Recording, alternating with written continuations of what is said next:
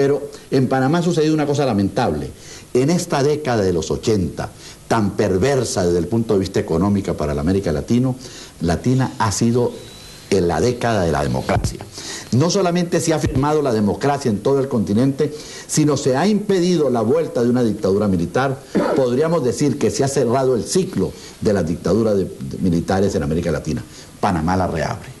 Porque desgraciadamente lo que ha habido en Panamá en estos momentos, al romperse la Constitución de manera definitiva, encargar a un presidente y un vicepresidente de facto de redactar una nueva Constitución, de nombrar un Congreso Nacional y de nombrar unos consejos municipales, bueno, han hecho perfecta y absolutamente la ruptura del régimen constitucional bajo el mando de las Fuerzas Armadas panameñas. Señor presidente Pérez, la diputada Adelina D'Alessio Olviola lo escuchaba con atención porque quería preguntarle algo precisamente sobre este tema. Y porque, yo no sé si fue casualidad, cuando usted dijo neoliberal, miró para acá y estaba bien mirado.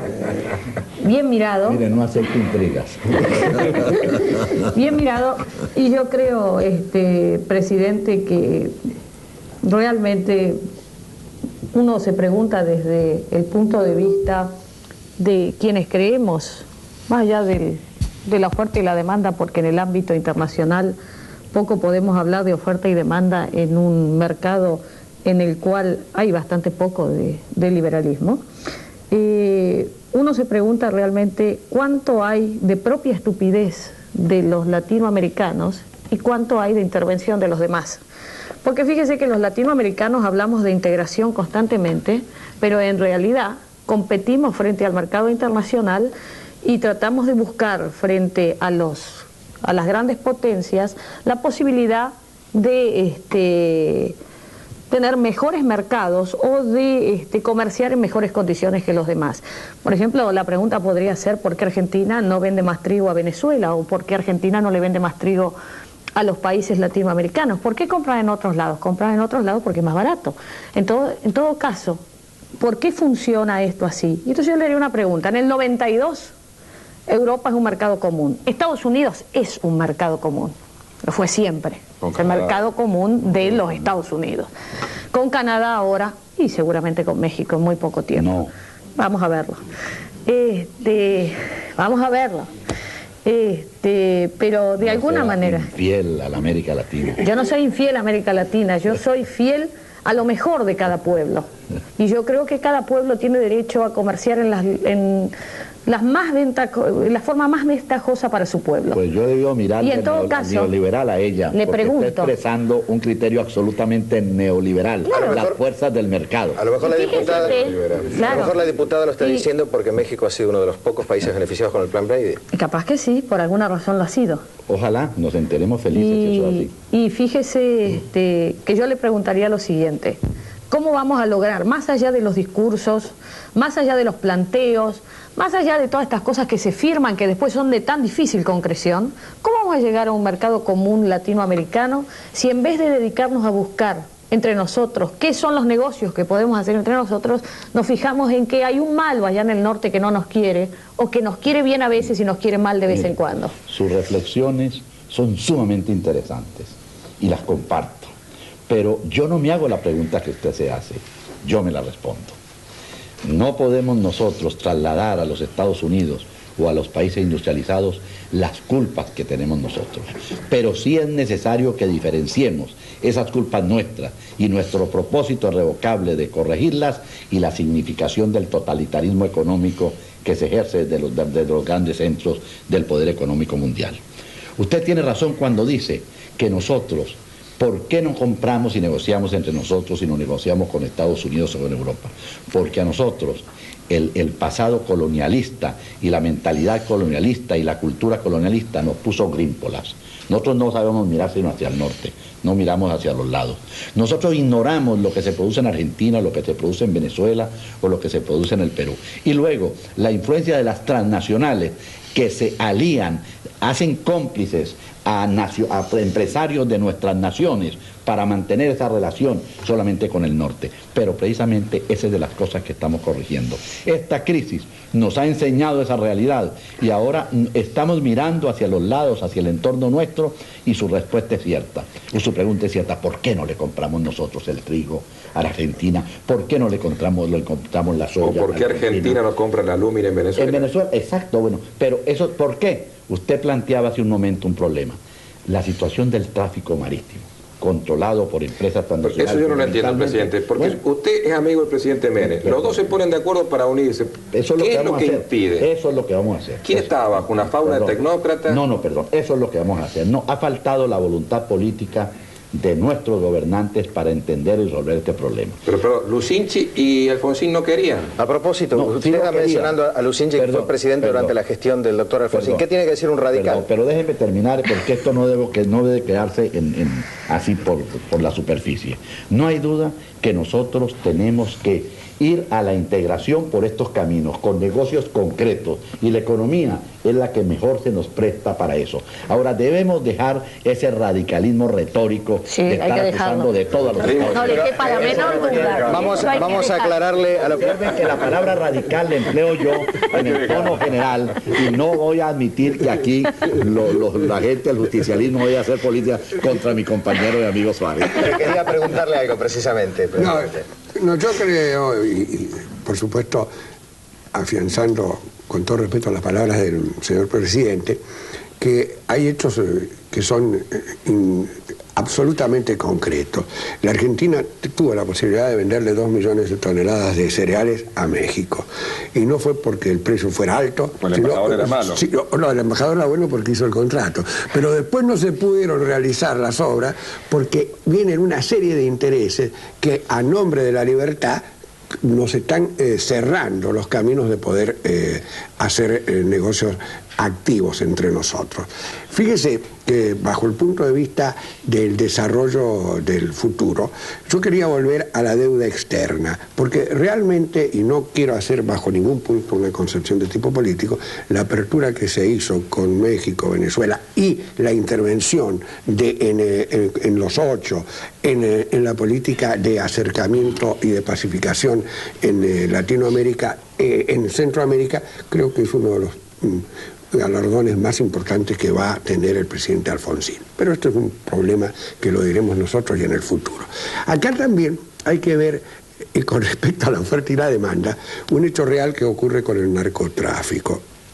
Mientras, si cualquier potencia, por fuerte que quisiese, o por importancia tecnológica que tuviese, quisiera poner un misil en los Estados Unidos, seguramente, y para bien del sistema occidental, no entraría, pero entran decenas de aviones por día. Entonces yo no sé quién es responsable tan directo, el que por la fuerza del mercado admite el tráfico formidable de la droga, o ese labrador que realmente hay que reeducarlo, pero que en definitiva está luchando a veces por su propia subsistencia, que no puede vivir, que le cambian el precio internacional de sus productos, que a la vera del puerto se queda sin poder recibir el beneficio del trabajo honrado.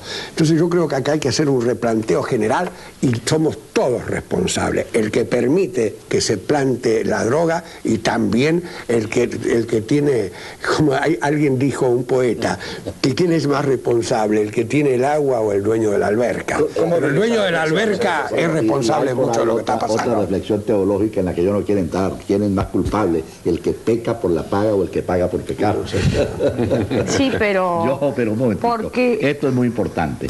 Yo tampoco estoy del todo de acuerdo con el concepto expresado, porque no hay duda que la siembra de la droga ha sido el modo de vivir milenario de la cultura incaica. El indio boliviano, el indio peruano ha sembrado la coca no con el propósito de la transformación química en la droga estupefaciente. Bueno, ahora ese es un modo de vida.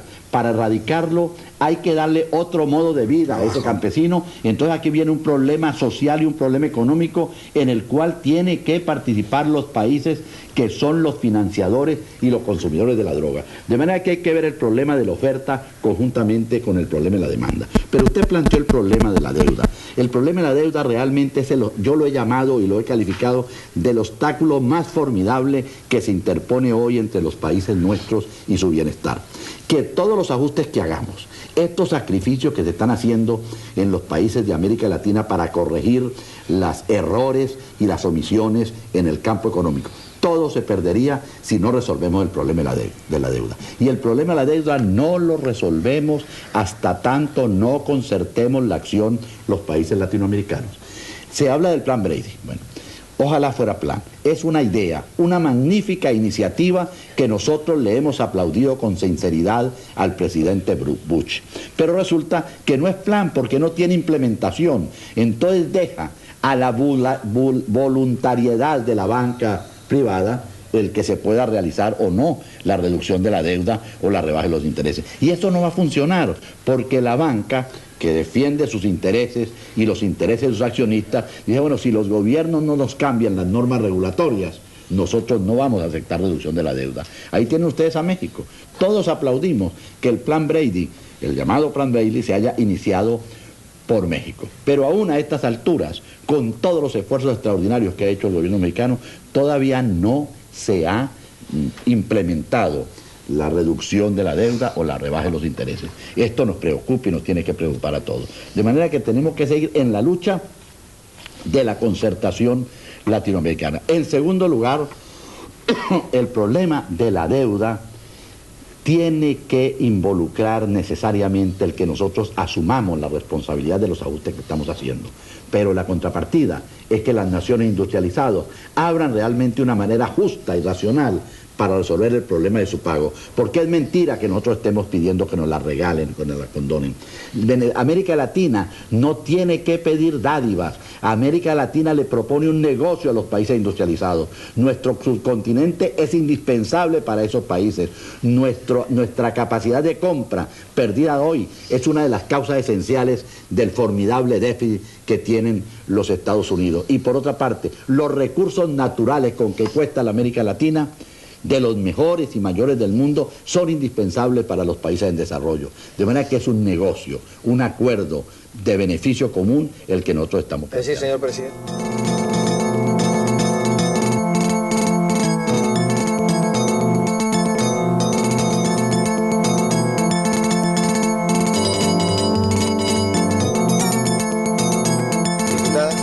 Bueno, dos cosas. En principio, yo no puedo creer que estemos diciendo, y lo quiero aclarar para que quedemos tranquilos todos, no puedo creer que estemos diciendo que un país como los Estados Unidos, por razones de negocios, esté haciendo que su pueblo sea adicto a las drogas, malamente para que los campesinos estén sembrando cocaína y entonces o sea, esto es una tontería. Lo que estamos diciendo es ¿quién tiene que luchar contra el narcotráfico? ¿Quién tiene que ayudar a los campesinos de Colombia? ¿Quién tiene que ayudarlos a cambiar su modo de vida? ¿Quién no le debe comprar? Y entonces estamos siempre, ¿qué es primero, el huevo o la gallina? Esta es una cosa que habrá que resolver. Pero esto creo que de alguna manera, el presidente lo ha dicho, la siembra de la coca ha sido para otros fines, o sea, para masticar la hoja y no para hacer cocaína, por mucho tiempo en lo que era la cultura incaica en nuestro continente. Cambiar este modo de vida es también cambiar de alguna manera que los que menos tienen vayan a tener más y que de alguna manera puedan integrarse a una sociedad que está viviendo de una manera diferente desde hace un siglo a esta parte. El cambio de la humanidad de un siglo a esta parte es total. No había cambiado la humanidad en milenios como cambió de un siglo a esta parte, o en 150 años, si queremos ser realmente en las fechas estar bien. Pero de alguna manera lo que yo creo es que nosotros no podemos seguir diciendo que la responsabilidad es los demás. La responsabilidad es de los gobiernos, que justamente han buscado y han permitido por mucho tiempo que la única forma de vida de los que menos tienen sea esa. Porque al final de cuentas lo que sabemos también es que muchos que no eran campesinos ahora lo son, ¿no es cierto? Y son dejados en la mitad del campo, en campos que no son de ellos, en tierras que no son de ellos, cuidando esa plantación de coca por muy poco dinero.